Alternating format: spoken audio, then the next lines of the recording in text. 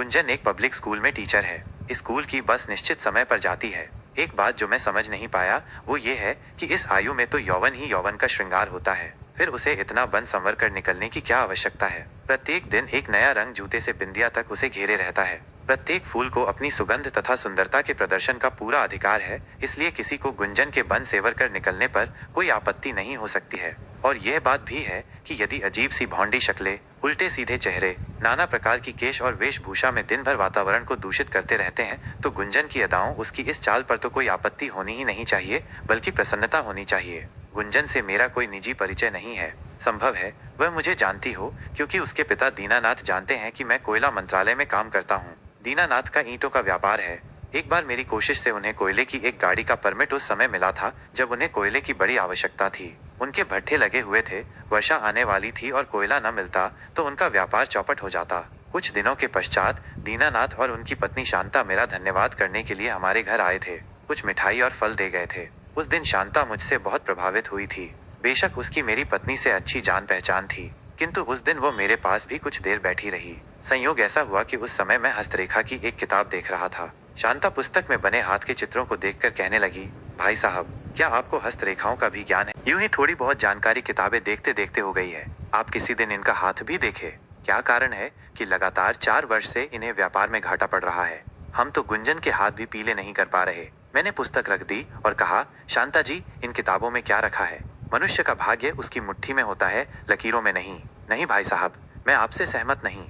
दीनानाथ कह रहे थे, मनुष्य का कार्य तो कर्तव्य करते जमा है, किंतु जब प्रत्येक कदम ही उल्टा पड़े एवं प्रत्येक क्रिया की प्रतिक्रिया उल्टी हो जाए तो वह इसे भाग्य कहने पर विवश हो जाता है। यदि इस बार भी आप कोयला न दिलवाते तो हमारा भट्ठा बैठ गया होता और हम मकान बेचने पर मजबूर हो जाते। इस भेंट के पश्चात दीनानाथ और शांता से हमारी जान पहचान बढ़ती गई। मैंने कई बार शांता को गली में अपनी पत्नी के साथ बातें करते हुए देखा, किंतु मैंने कभी सोचा भी नहीं था कि एक दिन गुंजन भी हमारे यहाँ आएगी। रविवार का दिन था। मैं कुछ फाइलें काम करने के लिए घर ले आया था।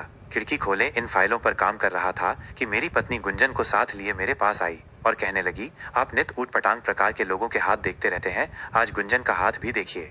आज प्रातः शांता जी मंदिर में मुझे मिली थी। बेचारी बहुत परेशान दिखाई देती थी। कहने लगी, आप भाई साहब से कहें गुंजन का हाथ भी देखें। संभव है कुछ पता चले कि भगवान मेरी प्रार्थना कब स्वीकार करेंगे। गुंजन अपनी गुलाब की पंखुड़ी जैसी हथेली मेरे सामने रखी मेज पर खोले बैठी थी, जिसे मैं हाथ लगाने से झिझक रहा था। उसकी आंखें मधुशालाएं सी दिखाई दे रही थीं, जिनमें न जाने कितने भावुक लोग डूब चुके होंगे। मेज पर रखे चाय के प्यालों में से भाप उठ रही थी। गुंजन के सीने में भी कुछ ऐसी ही भाप उठने का गुमान हो रहा था, क्योंकि उसके नयनों के गुलाबी गुलाबी किनारे भीगते हुए दिखाई दे रहे थे। मैं हाथ देखने का शीशा उसकी हथेली पर घुमाता हुआ लकीरों के जंगल में खो सा गया था। गुंजन चाय नहीं पी रही थी, चुप बैठी थी। मैं मन ही मन में सोच रहा था कि गुंजन जैसी सुंदर युवती को कोई समस्या नहीं होनी चाहिए। ईश्वर ने उसे सब कुछ दे रखा है।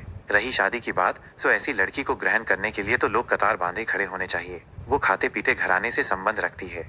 हथेली पर दिल, दिमाग, आयु, स्वास्थ्य और भाग्य की लकीर बहुत अच्छी है। सूर्य के उभार पर लकीर जिससे भाग्य चमकता है और भी सुंदर है। बुध, बृहस्पति के उभार बहुत अच्छे हैं। शनि का उभार भी दबा हुआ है और उससे होती हुई कोई रेखा दिमाग, दिल या जीवन रेखा से भी नहीं टकराती। मस्तिष्क की लकीर भी न कहीं टूटी है, न वीनस के उभार पर गई है, जो इस लड़की के लिए कोई समस्या खड़ी हो। फिर इसके माता पिता इसके लिए परेशान क्यों हैं? इसलिए मैंने गुंजन से पूछना ही उचित समझा। गुंजन, तुम ही कहो, समस्या क्या है? वो कुछ मुस्कुराई और कहने लगी, अंकल, कोई विशेष बात तो नहीं है। ये बताएं कि मेरे घर के लोग मुझे अशुभ या मनहूस क्यों समझते हैं? गत 3-4 वर्षों से तो मैं मानो इस घर पर बोझ बन गई हूँ, जिसे वे कहीं न कहीं उतारना चाहते हैं। मेरे पिता तो ये समझने लगे हैं कि उनको जो भी कठिनाई आ रही है वो मेरे कारण ही है। किंतु तुम्हारे हाथ में तो ऐसा कोई संकेत नहीं जिससे पता चले कि तुम्हारी शादी में कोई विघ्न पड़ सकता है। इसका एक कारण हो सकता है अंकल कि मेरे माता पिता जिस प्रकार से मेरी शादी करना चाहते हैं उस प्रकार के साधन उनके पास नहीं है। जैसा दूल्हा वे चाहते हैं वैसा उन्हें मिल नहीं रहा है। गत कुछ वर्षों से पिताजी के साधन बढ़ने की अपेक्षा कम हुए हैं और जिस प्रकार की शादी मैं चाहती हूँ वह संभव नहीं हो रही। तुम किस प्रकार की शादी चाहती हो? मैंने पूछा। दौलत की नहीं, दिल की। मैंने शीशा उठाकर फिर गुंजन की हथेली की छानबीन की। सभी रेखाएं और उभार ठीक थे, किंतु सकारात्मक और नकारात्मक मंगल के दोनों उभार बहुत ही चपटे थे। और सकारात्मक मंगल के स्थान पर तो मानो एक ढांसा बना हुआ था, जिसका अर्थ था कि इस लड़की में न प्रहार का साहस है और न अपना बचाव कर सकती है। शायद उसने इसी वजह से मार खाई है। इसलिए मैंने गुंजन से कहा, यूं प्रतीत होता है मानो तुमसे धोखा होता रहा है, जिसे तुम रोक नहीं सकी और नहीं तुम में उसे बताने का साहस है। तुम्हारी यदि कोई समस्या है तो यही उसका मुख्य कारण है, नहीं तो तुम्हारे हाथ में मुझे कोई अन्य त्रुटि दिखाई नहीं दी। गुंजन ने मेरी बात का कोई उत्तर नहीं दिया। हाँ, उसकी धुली धुली आंखों से आंसू अपनी कहानी कहने के लिए उसके गालों पर बह निकले। वह कुछ कहना चाहती थी, किंतु होंठ कंपा रहे थे। जुबान में बोलने का साहस नहीं था। मैंने उससे कहा कि वो पहले चाय पी ले, फिर बात करेंगे। कुछ क्षण के पश्चात उसके मस्तिष्क पर छाए हुए बादल उसके नयनों द्वारा बरस कर चले गए थे। पलकें अभी भी भीगी हुई थीं, किंतु सीने का ज्वार भाटा थम गया था। मैंने कहा, गुंजन, साहस से काम लो। जो कुछ तुम्हारे मस्तिष्क में है उसे थूक दो। सीने में भरा विष उगल देने से तुम्हें राहत मिलेगी, और यदि यह कोई भेद है तो सच जानो कि वो कभी तुम्हारे माता पिता तक नहीं पहुंचेगा। गुंजन ने अपने कंधों पर बिखरे बालों में उंगलियों से कंघी की और धीरे धीरे किसी लिपटे हुए फीते की भांति खुलने लगी।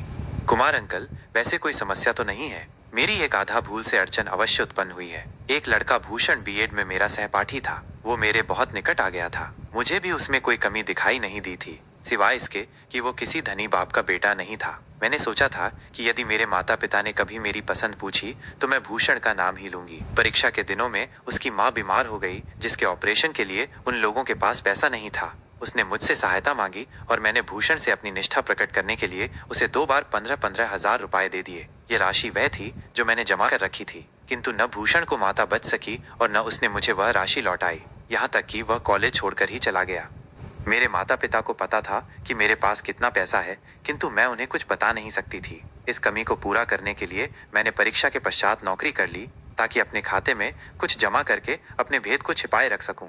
इस बीच माँ ने 2-3 लड़के बताए जो बहुत अमीर परिवारों से थे, किंतु वह व्यापारी किस्म के लोग थे जिन्हें शिक्षा, ज्ञान तथा सुंदरता से अधिक लेन देन में रुचि थी। माताजी मुझसे प्रत्येक बार पूछती, गुंजन, 30-40 हजार तो तुम्हारे खाते में भी होंगे, और मैं हर बार उस लड़के को ही ना पसंद कर देती थी। तो इसका अर्थ यह है गुंजन कि तुमने अपनी भूल को छिपाने के लिए अपना भविष्य ही खराब कर लिया। अंकल, मुझ में जुबान खोलने का साहस ही नहीं था। इसके साथ मन में अभी तक आशा की डोर लटक रही थी कि संभव है भूषण जब मुंह दिखाने योग्य हो जाए तो यहाँ लौट आएगा। वो तो मुझ पर एक भंवरे की भांति मंडराया करता था। ये तो अभी तक नहीं हो पाया है। इस बीच एक और विस्फोट हो गया। वो क्या उसका भी तुम्हारे माता पिता को पता नहीं?